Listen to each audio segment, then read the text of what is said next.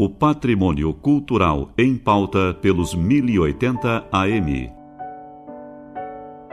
Momento do Patrimônio. Produção e apresentação, Guta Teixeira e Diego De Vincenzi. Boa noite, ouvintes. Momento do Patrimônio apresenta, a partir de hoje, uma série de entrevistas com o escritor, jornalista, tradutor e professor universitário Juremir Machado da Silva. Além de ser formado nos cursos de Jornalismo e História pela PUC, onde coordena o programa de pós-graduação em Comunicação Social, Juremir é doutor em Sociologia pela Universidade Paris V, René Descartes, Sorbonne. Em pauta, a trajetória institucional da Faculdade de Direito de Porto Alegre, hoje Faculdade de Direito da URGS, vinculada a 3 de seus alunos, que posteriormente se tornaram personalidades de destaque no cenário político brasileiro: Getúlio Vargas, Alberto Pasqualini e João Goulart. Boa noite, Juremir. É um prazer te receber aqui. Um grande prazer o meu. Boa noite a vocês e a todos.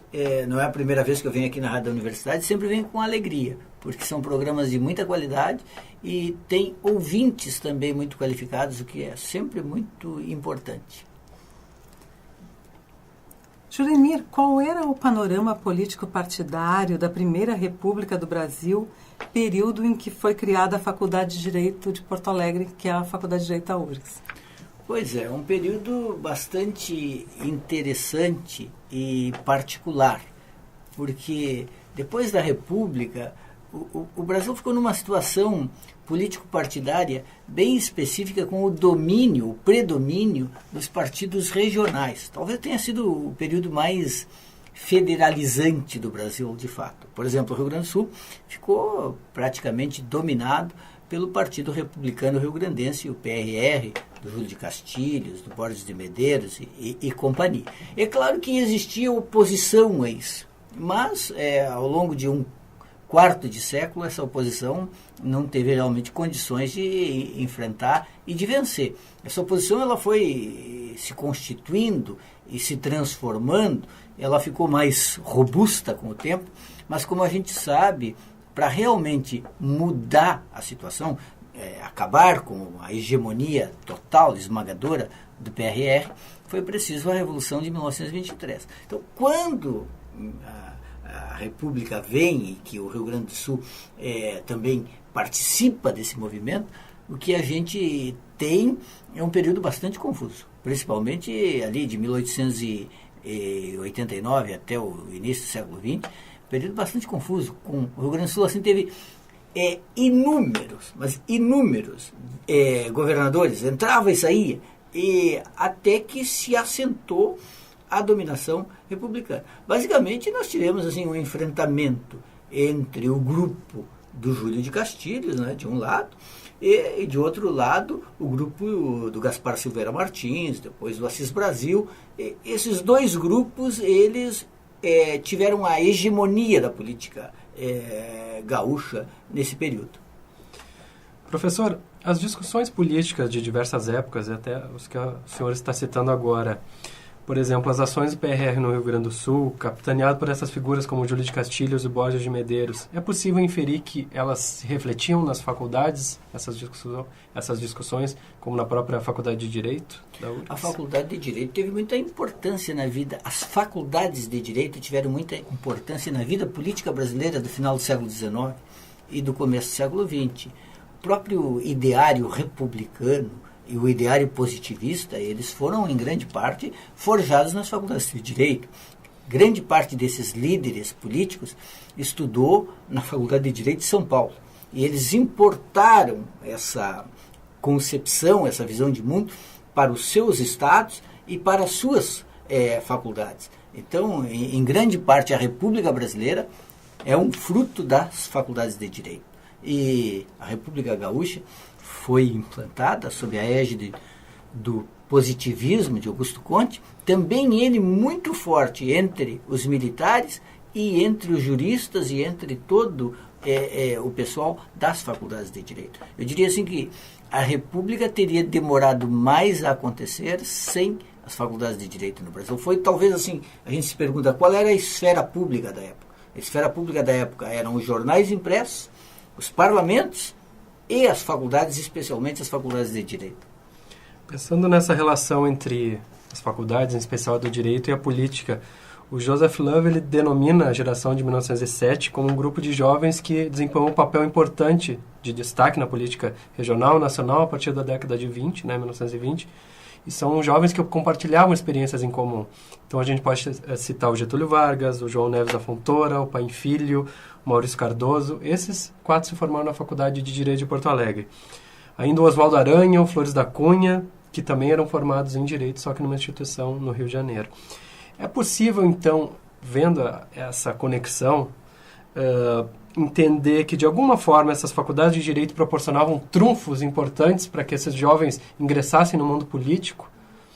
Com certeza. E daria para acrescentar nesse resumo excelente que tu fizeste o fato de que esses estudantes de Direito tinham, os de Porto Alegre, por exemplo, tinham uma relação muito forte com os estudantes do Colégio Militar de Porto Alegre. Se a gente for pegar a Revolução de 30, ela é basicamente uma aliança entre a Faculdade de Direito aqui de Porto Alegre, hoje a Faculdade de Direito da Universidade Federal, e o Colégio Militar. Por exemplo, o Góes Monteiro, que foi o chefe militar da Revolução de 30, ele conheceu esse pessoal, fez amizade com esse pessoal da Faculdade de Direito na condição de quem estava no Colégio Militar. Então, como o Rio Grande do Sul sempre foi muito forte do ponto de vista da presença militar, com escolas militares e com grandes destacamentos, essa associação ela foi muito possível. E, sem dúvida nenhuma, a Revolução de 30, que é o grande momento de mudança do Brasil, é um fruto desses homens da Faculdade de Direito. Eu diria principalmente esses dois, o Getúlio Vargas e o João Neves da Fontoura. Porque o grande mentor da Revolução de 30, o grande idealizador, foi o João Neves da Fontoura. Claro, Oswaldo Aranha também. E o grande condutor, e afinal de contas, quem mais foi beneficiado pela Revolução de 30, foi o Getúlio, que também era um egresso da Faculdade de Direito. Na época, era praticamente impossível se chegar a um alto grau de desempenho político sem ter passado por uma faculdade de Direito. Era, como se diz, a República dos Bacharéis. Isso pode ser dito criticamente, pode ser dito em grau de constatação. Se a gente compara a França de hoje, de muito tempo, é quase impossível alguém chegar a ser primeiro-ministro da França, ou ministro na França, sem ter passado pela Escola Nacional de Administração, a ENA.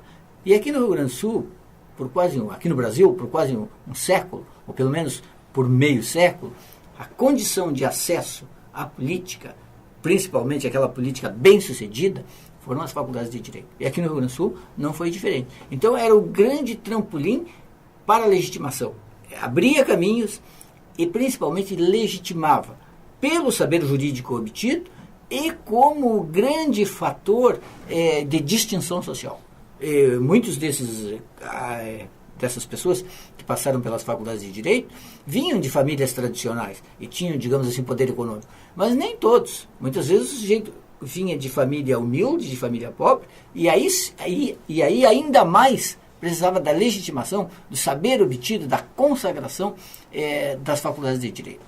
Então, durante muito tempo isso continua assim, até no jornalismo. Se a gente olha ainda hoje os jornalistas mais consagrados e já de uma certa idade no Rio Grande do Sul, todos eles passaram pela Faculdade de Direito, especialmente a Faculdade de Direito aqui da URGS, ou outras, a da PUC, mas passaram por Faculdade de Direito. O nosso senador Lazia Martins, Faculdade de Direito, e toda uma geração de grandes jornalistas do Rio Grande do Sul, todos passaram pela Faculdade de Direito.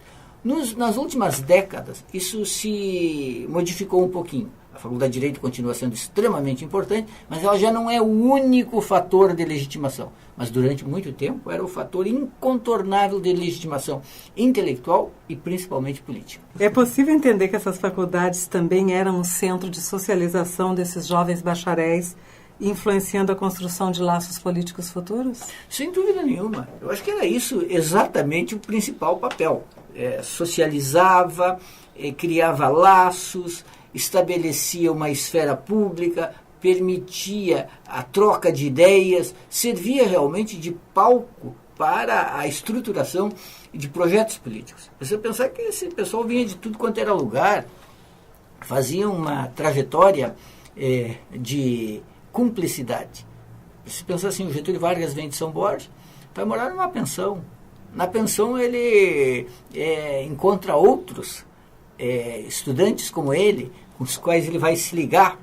O mesmo aconteceu com o João Goulart. Eles vêm para Porto Alegre, descobrem um mundo novo. Muitas vezes são jovens que vêm do mundo rural. Mesmo que filhos de fazendeiros, eles vêm do mundo rural. Eles descobrem a cidade. Eles descobrem a cultura. Eles descobrem grandes professores que funcionam como mentores. É um mundo realmente de socialização. É por onde eles entram no mundo político e por onde eles se descobrem um papel importante na realização de transformação social. E muitos deles entravam na faculdade de Direito já pensando na carreira política, não? Chegou um momento em que era praticamente obrigatório. Se o sujeito tinha ambições políticas, ele tinha que passar pela faculdade de Direito. Eu diria que no mundo de hoje, uma pessoa assim que fosse muito calculista e quisesse ser político, deveria passar por 2 faculdades, a de Economia e a de Direito. São os dois... Eu digo isso porque, como eu tenho programa de política na Rádio Guaíba, eu convivo com políticos todos os dias e aos poucos eu percebo que é quase impossível ser um bom político sem sólidos conhecimentos jurídicos e de economia. É o que faz funcionar tudo. Tudo depende de conhecimento de economia e, evidentemente, da possibilidade de sustentar projetos, propostas, de um ponto de vista jurídico. Então, a Faculdade de Direito, durante muito tempo, ela deu fundamentos de economia, ela dava os fundamentos filosóficos, ela dava os fundamentos, obviamente, jurídicos, mas era um saber bem completo. O sujeito saía da Faculdade de Direito com uma cultura universal. Ele não saía apenas sabendo leis. Leis também, mas ele saía principalmente com uma visão de mundo estruturada. Uma visão de mundo que incluía, inclusive, essa ideia de alguém que está capacitado para gerir os destinos da nação através da política. Com certeza. Né? Com certeza. Dentro dessa ideia de autoafirmação como um agente importante da sociedade, enfim. Era a formação eu diria assim, era a formação do intelectual para atuar na esfera pública. O intelectual nesse sentido de alguém que não vai ficar apenas atuando no campo da sua especialidade, mas que vai realmente abraçar os grandes problemas da sociedade, como governar bem, como tratar dos interesses sociais, como trabalhar pelo bem comum e todas essas coisas assim. Então, era o grande centro cultural e intelectual da sociedade brasileira. Nós vamos então retomar a nossa conversa na próxima terça-feira. Boa noite, Juremir. Boa noite, muito obrigado pelo convite, me senti muito honrado em conversar aqui com vocês.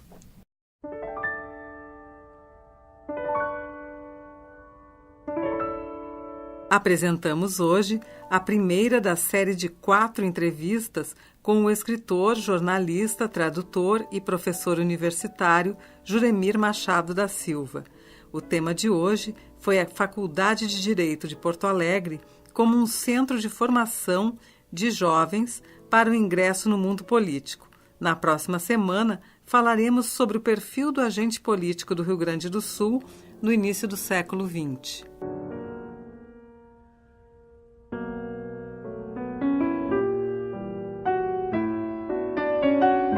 Momento do Patrimônio é uma realização do setor de patrimônio histórico da Superintendência de Infraestrutura da URGS.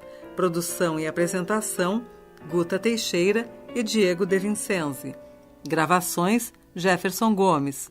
Edição, Kleber Trindade. E mesa de áudio, Jefferson Gomes. Boa noite a todos e feliz semana.